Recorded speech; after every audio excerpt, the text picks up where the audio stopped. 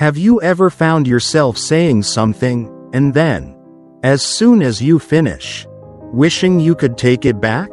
Or sending a long, angry text message, then a few minutes later sighing and thinking, I shouldn't have done that. If you've been in that situation, you're not alone. We've all reacted too quickly when we're angry. And most of the time, it's not the emotion that we regret, but the action. Anger is not a bad thing. Not really. It is a signal, like a warning light flashing in your mind, telling you something is wrong. You are hurt, misunderstood, or have crossed a personal boundary. The emotion exists for a reason. But there is a big difference between feeling angry and acting out of anger.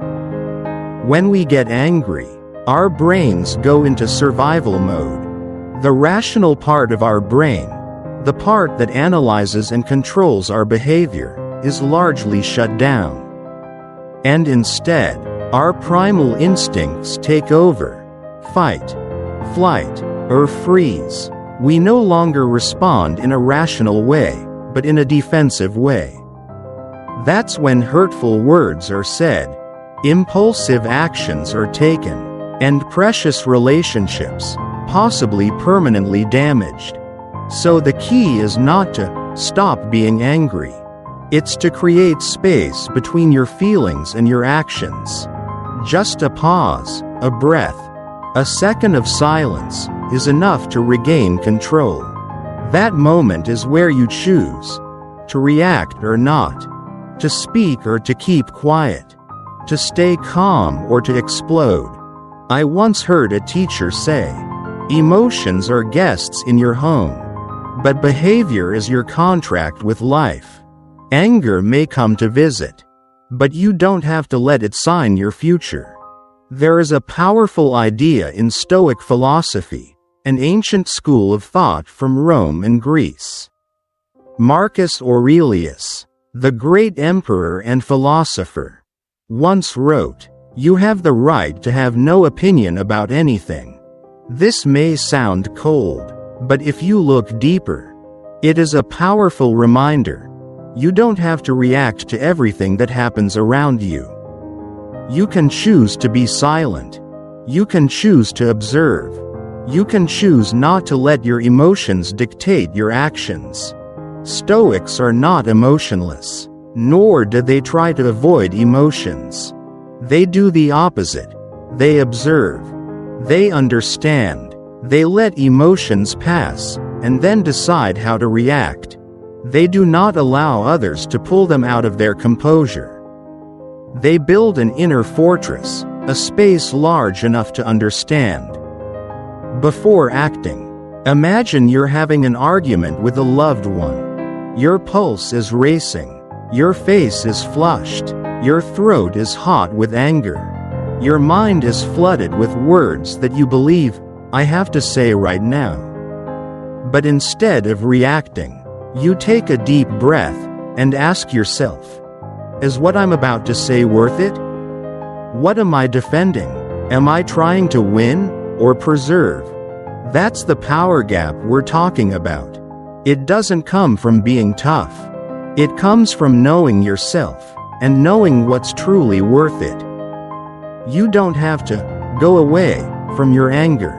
You just have to delay the action. Don't let a momentary emotion create a permanent decision. Because ultimately, mastering your emotions doesn't mean you never get angry. It means you know when to react and when to stop. Have you ever been so angry that you believe you are absolutely right? That the other person must be wrong? What they just did or said is unacceptable? I have been there. And maybe you have too. When we're insulted, rejected, or even just ignored, we often feel like we're under attack. It feels like the entire world is against us. And the first thing we want to do is fight back. But stop for a moment. Maybe what you are feeling is not the whole truth. One of the most powerful quotes I ever learned. That completely changed the way I handle negative emotions, is, "This is not the whole story." Sounds simple, right? But it involves a shift in perspective. When you repeat this phrase to yourself, you're giving yourself the opportunity to not get carried away by your emotions. You're reminding yourself, "I'm looking at things from only one side." The truth is, most anger comes from interpreting one's own, not from the actual event. We conclude, "They insulted me. They don't respect me. They did it on purpose to hurt me." But how can we be sure of that? You don't know what they're thinking, what they've been through, or if they're struggling with some pain that you can't see. They may be unconscious, they may be stressed, or they may not even realize that you're hurting. I remember one time, at my old job, a coworker interrupted me in the middle of a meeting. At that moment, I was furious. I felt disrespected, insulted in front of everyone. I was about to say something back, but I stopped myself and said to myself, "That's not the whole story." A few hours later, I learned that she had just received bad news from her family and was trying to stay calm and process too many things at once. Her actions, while possibly wrong, were not as malicious as I had imagined. And if I had reacted on instinct, I might have lost a teammate, maybe even a good friend. You see, this statement is not meant to condone wrongdoing. It is meant to create a space, a silence, where you can observe more clearly, empathize more, and respond more intelligently. Try applying it in everyday situations. Someone cuts you off mid-sentence? Someone texts you dryly, not responding to you all day? Someone looks at you as if they're judging you? Before you let your anger build, tell yourself, "This isn't the whole story." Remind yourself that you're looking at the world through a glass, one made of your past, your hurt, and your unhealed fears. And maybe, just maybe, things aren't as bad as you think. When you shift from judgment to curiosity, something magical happens. You begin to want to understand. Rather than to win, you begin to seek truth. Rather than cling to your interpretations. And you know what happens when you live like that? You become a person of inner strength. Not because you suppress your anger, but because you control it. You can stand in the midst of an emotional storm and still maintain your sanity. Anger is the easiest response. But stopping, observing, and choosing a smarter response is true power. Next time you find yourself getting heated, wanting to strike back, just say this in your head: "This is not the whole story." And then, watch the magic happen inside you. Do you know what we often regret most after a fit of anger? Not because we felt angry, but because we acted in that anger. One harsh word, one angry gesture, one hurtful text message, and then what? Regret, loss, broken relationships that sometimes we can't mend. I once heard someone say, "A moment of anger can create 10 years of regret," and if you've ever been there, you know it's not a pleasant feeling. So today, I want to share with you a simple, yet incredibly powerful question. A question that can stop you just a split second before things go too far. Does this reaction serve my purpose? Sounds simple, right? But it's actually a test of inner strength. When you are angry, what do you want? Do you want to get it all out? Do you want to win the argument? Do you want to let the other person know how wrong they are? How they hurt you? I get it, really. But ask yourself, is it really going to help you get what you want? Do you want to win an argument, or do you want to maintain a good relationship? Do you want to prove yourself right, or do you want to keep your inner peace? Do you want a knee-jerk reaction, or do you want to get closer to the person you're trying to become? I remember one time, my longtime best friend and I got into an argument over something trivial. At that moment, I wanted to say everything I was thinking, harshly, sharply, defensively, but right before I opened my mouth, I remembered this question: does this reaction serve my purpose? And the answer is no. My goal is not to hurt my friend. My goal is to maintain the friendship, to understand each other, and to grow together. And if I say destructive words, I will be going against the very thing I truly value. You see, anger wants to fight, but your inner values want to connect. Let me ask you this: what is your biggest goal in life? Is it having good relationships? Is it living with self-respect? Is it being a parent, a friend, someone others can trust? Is it having peace of mind? If that's what you're aiming for, then you can't let knee-jerk reactions dictate your path. This question, does this response serve my purpose, is how you stop. It is the switch that turns off the instinct and turns on the conscious. It is what takes you out of reflex mode and into proactive mode. You are no longer pushed around by your emotions. You become the captain of your own ship. This is not a theory. It is a tool. It is a choice. It is a way of life. When you practice this question enough, you will see the difference. Others may scream. They may lose control, but you do not. Because you no longer live to respond. You live to move forward. True to your purpose. True to the person you choose to be. And the great thing is, other people will start to feel it. They will trust you more, respect you more, and you will be prouder of yourself than ever. So, the next time you're faced with an angry outburst, whether it's with a coworker, a family member, a friend, or a stranger, ask yourself, does this reaction serve my purpose? Because every word you say, every action you choose, is either taking you closer to, or further away from, the person you want to become. Have you ever felt regret just minutes after getting angry?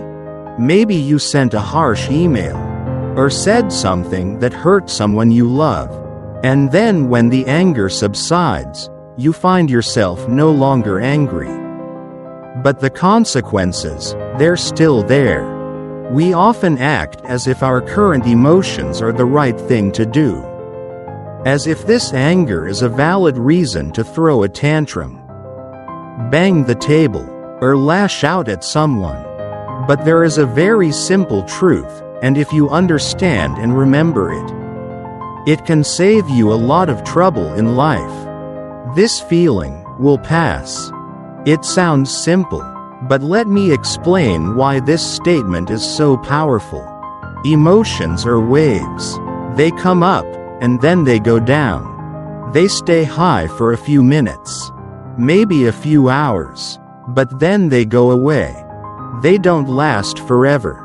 You won't be angry forever. You won't be sad forever. You won't be heartbroken forever. But what you can carry with you forever is what you do while you're feeling it. An angry word can end a beautiful relationship. An impulsive email can cost you a promotion. A heated action on the highway can have dire consequences. And when the emotions recede like the tide, what you're left with is brokenness, regret, and sometimes self-blame for years to come. I once witnessed a friend lose a job opportunity because of a moment of anger in a meeting. He was very good, highly regarded, but just one time of banging on the table, arguing loudly, made the manager re-evaluate his entire professionalism. And the most heartbreaking thing was, right after that meeting, my friend told me, "I'm not angry anymore. I couldn't control myself." You see, feelings pass, but actions stay. So what should we do when emotions run high? First, acknowledge that the emotion is present. Say it out loud. I am angry. I am disappointed. I am hurt. It's simple, but it's the first step to creating space between you and the emotion, feeling, and act. Next, anchor your mind in the present. Repeat to yourself, "This feeling will pass." It's like an anchor, holding you back, keeping you from being swept away by the tide. When you know you won't stay angry forever, you're less likely to do anything that could leave you with lasting consequences. You can take a deep breath. You can stand up and walk for a few minutes. You can delay responding to a text message for 10 minutes. Each of these small actions is a way of telling yourself, "I choose not to act when I am not being my best." The Stoics call this a delayed reaction. They don't try not to feel. They just don't react as soon as they feel it, because they understand that when the mind is overwhelmed by emotions, we are no longer clear-headed. And people who are not clear-headed should not make any decisions. One habit I practice every day, and recommend you try it too, is this: whenever emotions flare up, I tell myself, "This is just a feeling. It will pass. And when it passes, I will know what to do." Just one sentence, but it helps me hold back a lot of regrets. You don't have to be perfect. You just have to know when to stop. And sometimes, stopping for a minute can save years of effort from going down the drain. So, my friend, next time when anger is rising, when your heart is screaming for action, move. Want to say something painful? Take a deep breath and whisper this: "This feeling will pass." We've just explored 3 phrases that can help you avoid reacting impulsively when you're angry. But you might be wondering, that sounds great, but does it really work in real life? The answer is yes. And not only can it work, it can change the entire way you respond to life. Let me tell you about 3 common situations, moments that you and I might encounter on any given day, and how these 3 statements have helped me, and millions of others, to stop, take control, and respond in the best possible way. Blank. Underscore. Blank. First situation. Arguing with relatives. Imagine you're arguing with someone very close to you, maybe a spouse, parent, or child. The conversation starts out as a small one, but then something is said that makes you feel hurt. Your voice starts to rise. Your heart starts to beat faster. You're ready to scream, and then you remember the first sentence. This is not the whole story. You take a deep breath. You don't interrupt. You don't throw back a harsh word. Instead, you listen, and suddenly, you realize that your loved one is hurting too. They're not trying to hurt you. They're just reacting to their own pain. Maybe it's work stress. Maybe it's unspoken fear. And the moment you choose to understand instead of judge, everything changes. Argument gives way to connection. Anger turns to empathy. And you don't lose your loved one, you keep them. Blank. Underscore. Blank. Scenario 2. Being unfairly criticized at work. One day, you're working hard at work and you get an email, a harsh critique from your boss or a coworker. You feel angry, you feel unappreciated, and every instinct inside you goes, respond right away. Let them know you're not to be trifled with. But you stop. You ask yourself, does this reaction serve my purpose? You know your goal isn't to win an ego battle. Your goal is to advance your career, to gain credibility, to maintain your self-esteem. So instead of writing an aggressive email, you write a calm, tactful, yet assertive response. And the magic is, your superiors appreciate that professionalism. They may not say it, but they remember it. And in a professional environment, the one who can control his emotions always goes far. Blank. Underscore. Blank. Situation 3. Traffic jam. Being cut in line. This is probably the most common scenario. You're on your way to work, and traffic is jammed. Another car swerves into your lane without warning. Your instinct is to honk, yell, and get angry. But then you say to yourself, this feeling will pass. You realize 5 minutes late isn't worth the morning being a bad day. You turn on your favorite podcast. You put on some soft music. And you let the anger flow. I've been through exactly this. And trust me, the feeling of actively choosing calm in the midst of chaos is a strength that makes you feel proud of yourself. Blank. Underscore. Blank. 3 situations, 3 powerful emotional reactions, and 3 opportunities to change the outcome with one simple sentence. We can't always control our circumstances, but we can always control how we react. And when you have the tools, these 3 statements, you can stop, create distance, and choose a better response. From there, you build trust, keep the relationship, and most importantly, you keep yourself. Blank. Underscore. Blank. So next time you get angry, remember, you may not know the whole story. Maybe that reaction isn't getting you on the right track. And maybe, just wait a little longer, that feeling will pass. You don't have to be perfect. You just have to be someone who consciously chooses how you respond, and you will become much more powerful than you ever thought possible. There is one thing that life will always remind us. You can't control other people. You can't control their behavior, their words, or the emotions they make you feel. But what you always have the power to do is control your own reaction. And that is power.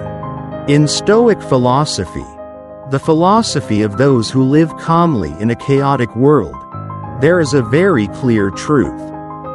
We suffer not because of what happens to us, but because of how we react to it. Anger comes, it's natural. But you have the power to choose how you react. You can scream, or you can stop. You can condemn, or you can observe. You can explode, or you can master. And that's why the 3 phrases you just learned aren't just psychological tricks. They're powerful tools for the mind. Blank. Underscore. Blank. This is not the whole story. It helps you stop, to listen more, to understand more, to reset perspective. Does this reaction serve my purpose? It gives you a choice between a moment of satisfaction or a lifetime of progress. This feeling will pass. It reminds you that feelings are temporary, actions are permanent. Every word is like a break for the mind. When you know how to use it at the right time, you are no longer a person reacting instinctively. You become a person of conscious action. And you know what's interesting? In a world where everyone is hot-tempered, easily agitated, and easily carried away by emotions, the person who can slow down is the one who is truly strong. Slowing down is not a weakness. Slowing down is brave. Slowing down gives you time to save yourself from regrets. Just 3 seconds of stopping can save 3 years of reputation. Just 3 breaths can save a relationship. Just 3 sentences can make you different and stronger than many people. Blank. Underscore. Blank. And if you really want to practice this, here's a simple exercise I recommend you do right after this video. Write down these 3 sentences. Stick it in your wallet. Set it as your phone lock screen. Note it on your desk, so that every time the emotion arises, you see it, and you choose to take control of yourself. Allow yourself to be someone who doesn't react out of anger, but acts out of a clear understanding of what you're doing and where you're headed. Because in the end, life is not defined by what happens to you, but by how you choose to react to it. Blank. Underscore. Blank.